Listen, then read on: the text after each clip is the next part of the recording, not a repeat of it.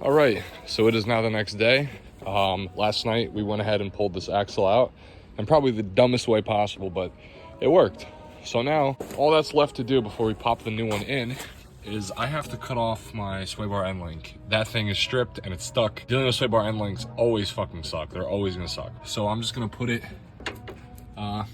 in there and I'm just gonna drill this motherfucker off. Hopefully I can clear my sway bar, but if it gets chipped a little bit, it's not the end of the world. So I'm gonna be using this guy, a Sawzall, to chop that guy off. So yeah, let me get that off.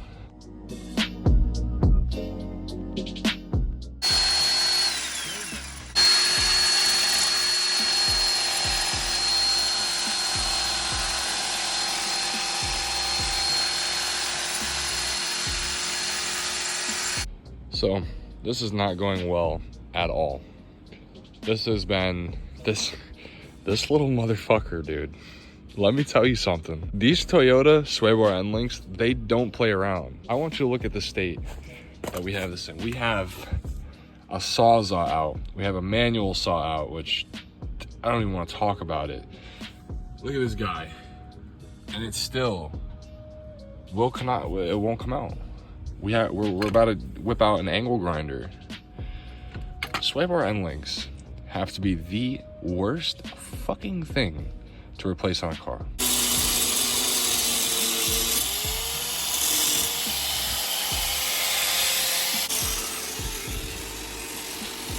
All right, so update. We got it out. We got this motherfucker out. Fuck sway bar end links. I cannot stress that enough. Fuck sway bar end links.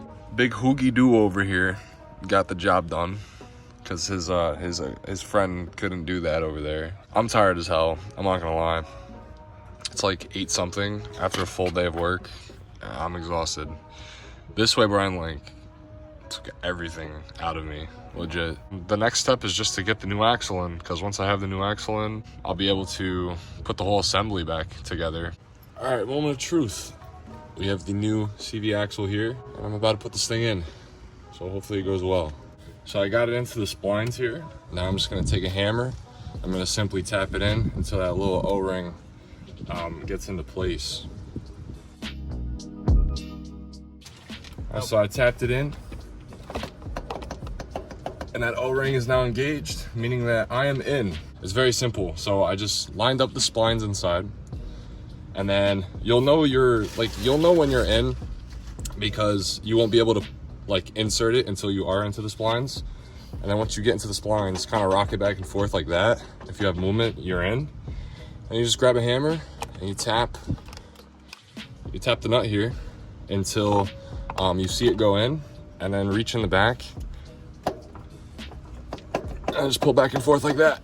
And that's how you know that you're in. So now that this is in, we can start reassembling everything.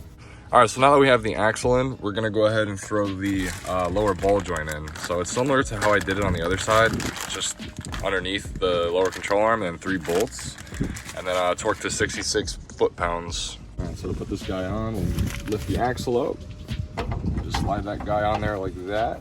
And what I'll do to keep this guy down, move the axle to this side, and I'll put the bolt underneath.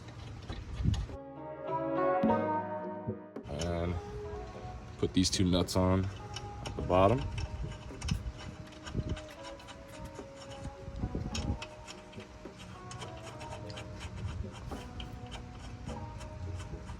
So now I'll go ahead and tighten these guys with a 17mm wrench. All right, so I got these guys snugged down, and now I'm gonna torque them to 66 foot-pounds. It's either 66 or 68. That's what I was finding online.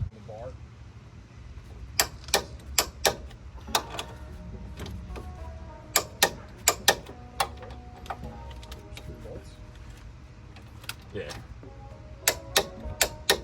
All right, so now we have the 3 bolts on. I'm gonna go ahead and throw this new knuckle on. So I'll pretty much just line this guy up. Just like that. And now the new lower ball joint comes with a castle nut and a cotter pin. I couldn't find torque specs on it, so I'm just gonna have to tighten it up and then make sure that the cotter pin can go through. All right, so I got this castle nut tightened down to where, you know, the cotter, it's tightened down and so that the cotter pin can go through. So I'm just gonna put it in real quick. All right, so I got that all in, and now we're gonna go ahead and do the tie rod. All right, so for the tie rod, I'm gonna go ahead and take this nut off. I don't have a new cotter pin for this, so I'm just gonna have to use the same cotter pin. But to pretty much do this, I'll slide the tie rod in like that. And I'm gonna go ahead and tighten it down. The torque for this is 38 pound-feet of torque. I'm just gonna tighten it up, torque it, and then make sure that my cotter pin can go through.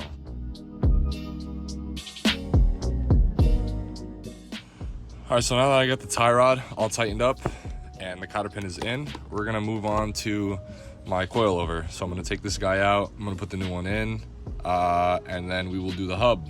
All right, so similar to the other side, in order to take my spring off, I gotta take my ABS wire out, and I have to take the brake line bracket off. So this guy is just, you can literally just push in on the clip, and it comes out.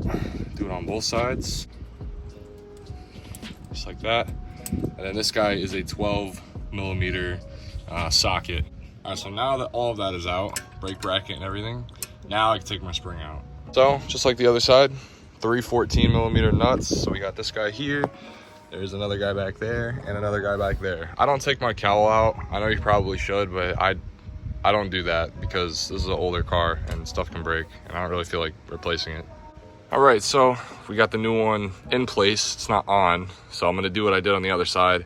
Put it inside of the knuckle, lift it up, put the 222s in, and then tighten on the top. So we're just jacking it up now. We're gonna go ahead and line this guy up. All right, so I got my spring all fitted up. I'm just about to tighten it. Everything at the top is tight, so I'm just gonna go ahead and tighten these 222s. And then I'm gonna put my brake brackets on and everything like that, and then we are good to move to the next.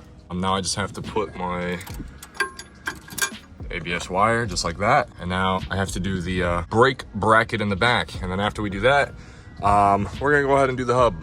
All right, so I got 22s in, got all the brackets in, ABS wires in. So now what I'm gonna do next is I'm gonna move on to the hub so that we can put all the brake assembly stuff. All right, so I got the new hub right here, and so before I actually put this on, I'm gonna not do what I did last time and forget the shield. So I'll go ahead and line this guy up, and then I'll throw my hub on.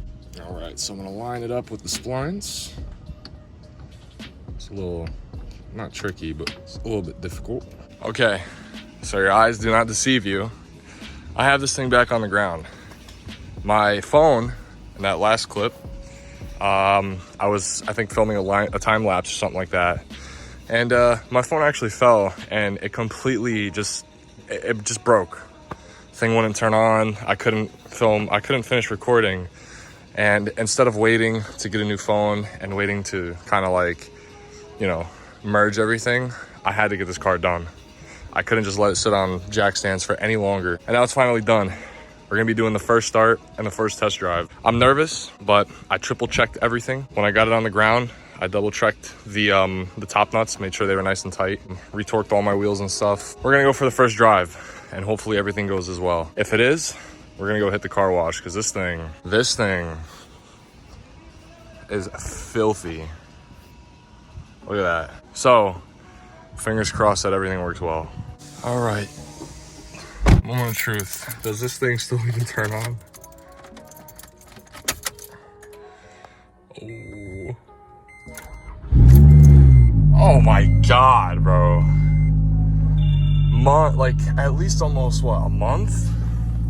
And this thing just cranks up no issue. Man, I miss this thing a lot. All right, I'm gonna let this thing warm up, and then we're gonna go hit the road. This ending has just been an absolute shit show. I go to film the test drive, my camera dies. I charge my phone up. I run out of space. So it's like something just didn't want me to film the final product, but everything's back together. I test drove the car, nothing fell apart. The vibration is gone, so this was a success. It's really unfortunate that I wasn't able to record the last section of it, but all I really did was throw the hub on, and then I threw the rotors on, and I put the sway bar end link back on. So there were only really 2 things I didn't show. This was a success in my book, but other than that, this was a total success. The Scion is back, so that means the Lexus is now stowed away. And that's pretty much it. If you enjoyed the video, if this helped you out in any other way, please like, comment, subscribe, and I'll see you later.